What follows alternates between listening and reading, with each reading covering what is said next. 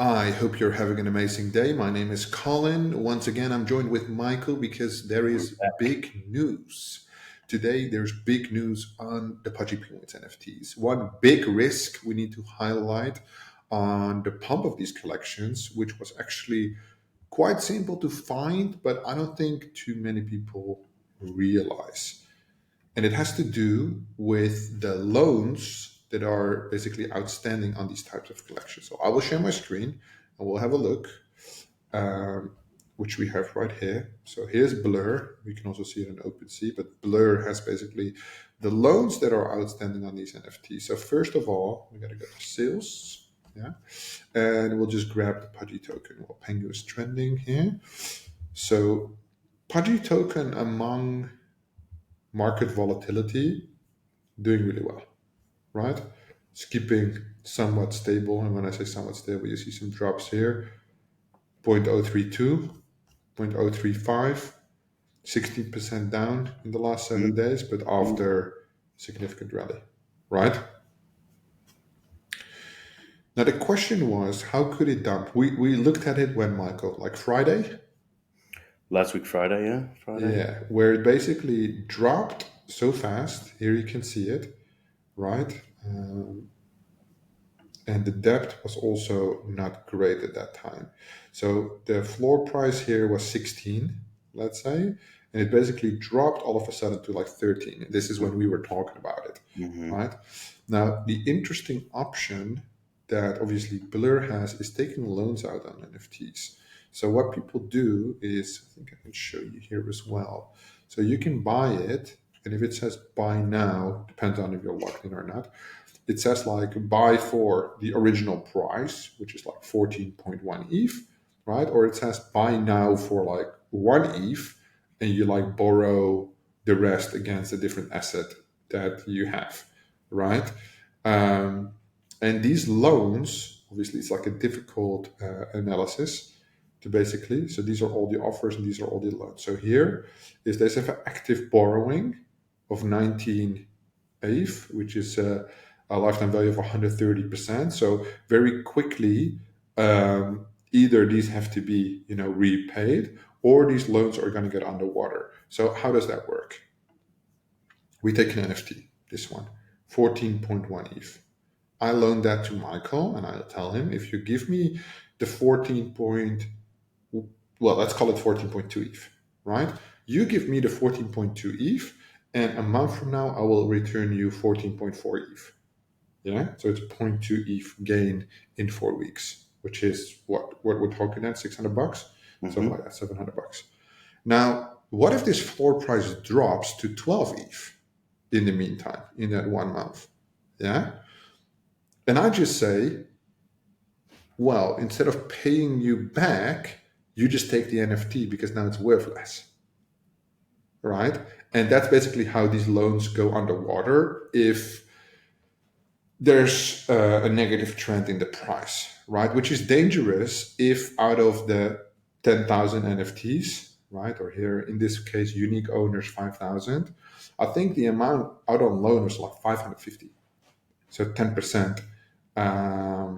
Now the listed amount, right?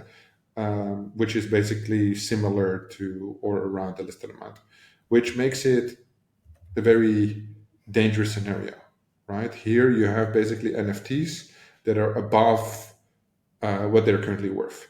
So either they are special, right? They might have special traits. Like I don't know too much about the. I only know like the icy and the golden ones, but I don't know if these are spectacular for whatever reason.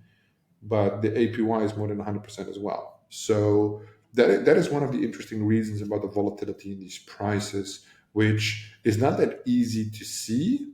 Obviously, I mean, don't get me wrong, I'm not a genius. I just found it on Twitter, right? So somebody was talking about it, and I was like, hey, that's something that I knew about but didn't explore on my own. But it correlates to what's going on in the market, and I find that interesting because I'm trying to understand how can these prices drop so fast. Because, for example, the loans were in Pudgy Penguins, not on Little Pudgies, and the drop is the same, right? But the Little Pudgy collection just follows the floor price of the main collection. Again, interesting. right? It's funny to see because this happened 2 years ago. The same thing happened with the Bored Apes. There was a whole trend about people borrowing money to get their Bored Apes, and I think in the system it was like a 19% interest rate, so you could borrow a certain percentage of the total amount needed. People would put in 19 ETH.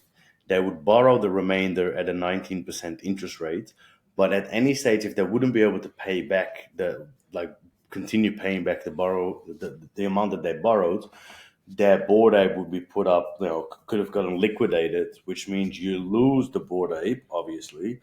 You lose your initial investment, and any money that you put in along the way, it's just completely gone. I just quickly pulled that up here. At one point, because it became such a popular thing, because obviously everybody FOMOs in, at one point, more than $5.3 million worth of Bored Apes were at risk of being liquidated.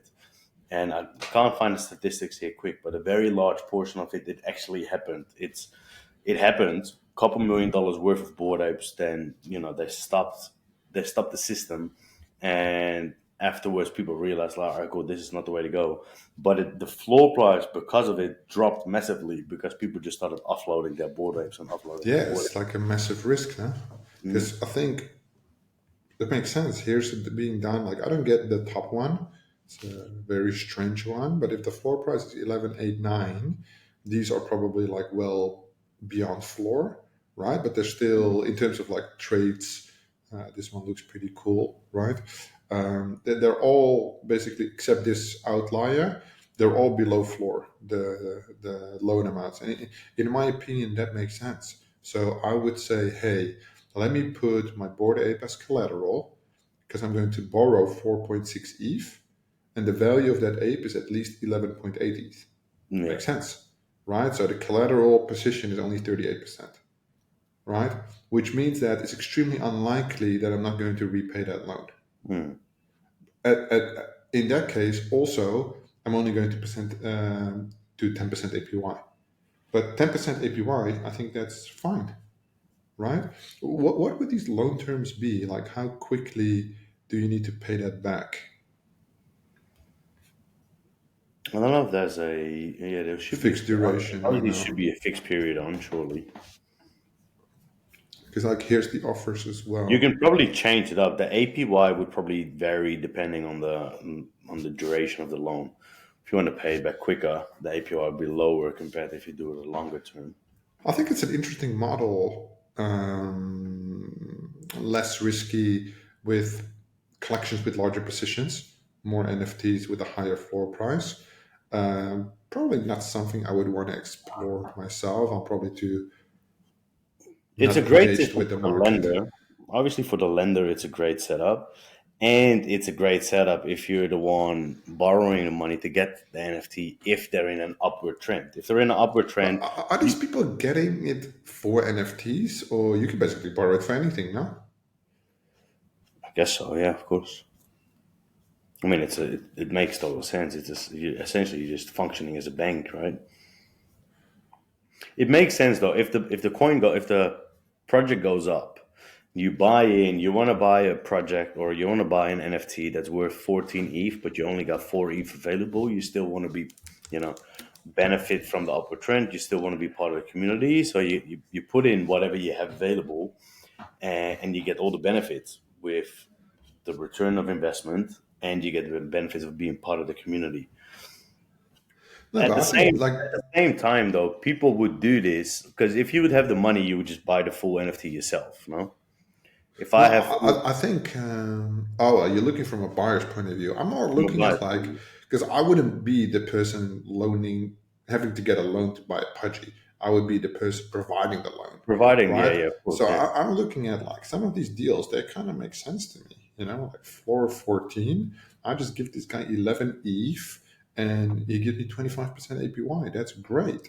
If that doesn't go well, he gives me back 10, and the odds of this ever going to 10 ETH in the short, medium term, unlikely. I just want to know what the duration is, but the duration is blank. And maybe I need to look more into it to see, where that goes. Because I mean, it could be very lucrative, for some of these APYs. Like this is when I see APYs like this, I'm like, this is a little bit too.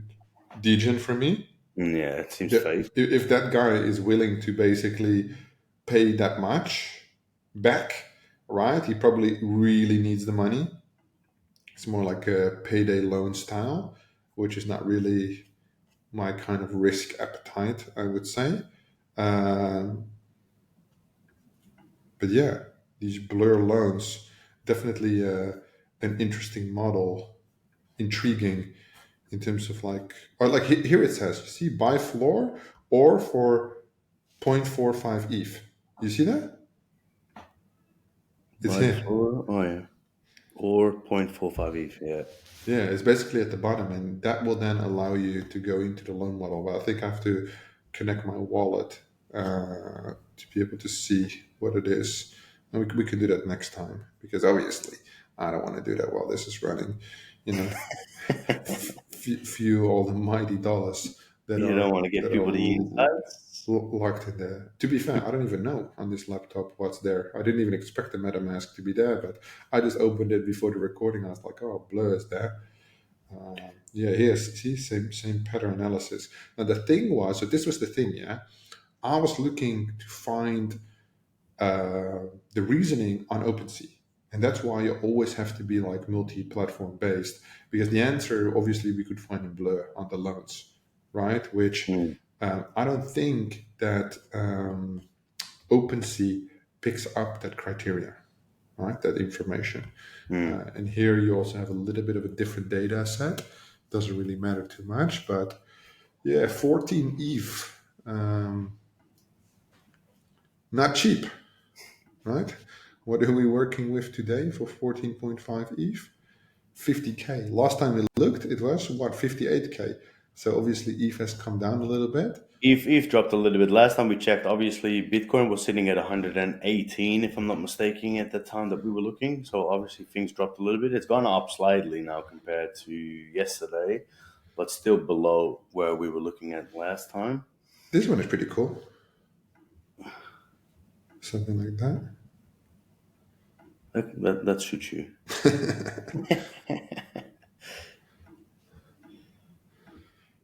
Yeah, if you look at the 7-day chart, Pudgy Penguins dropped 16% themselves too, the token.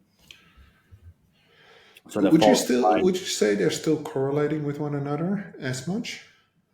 Slightly, I think, yeah, of course. If there's always, if anybody holds the NFT or anybody wants to get in and they're going to look at the overall project itself and they're going to look at the penguin, because you never know what's going to happen. What happens if I hold a penguin? Maybe you get another airdrop, maybe you get some benefits down the track. So even just the speculation aspect, there will always be some correlation. Fair enough. In the floor here, when was this? October 24. Oh, it's not tracking before then. But it was 8 ETH.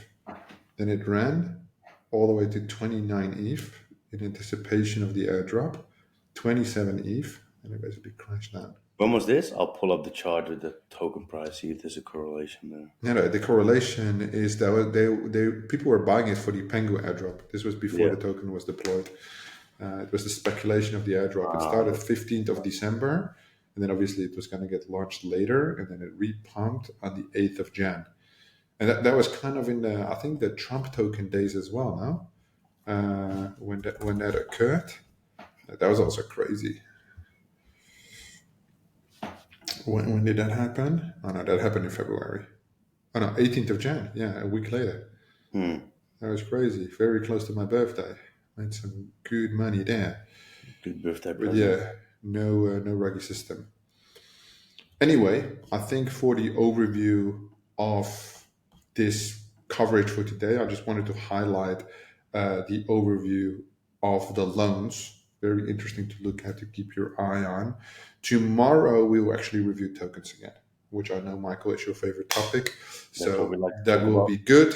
Today, a little bit of a slow one, just education based. I think it's very interesting to look at these loans, how it plays the market, and maybe we can take some advantage of that. Everybody, thank you so much for watching. Michael, thank you for being here once more, and we will We'll see see you you tomorrow. tomorrow. Have a good one.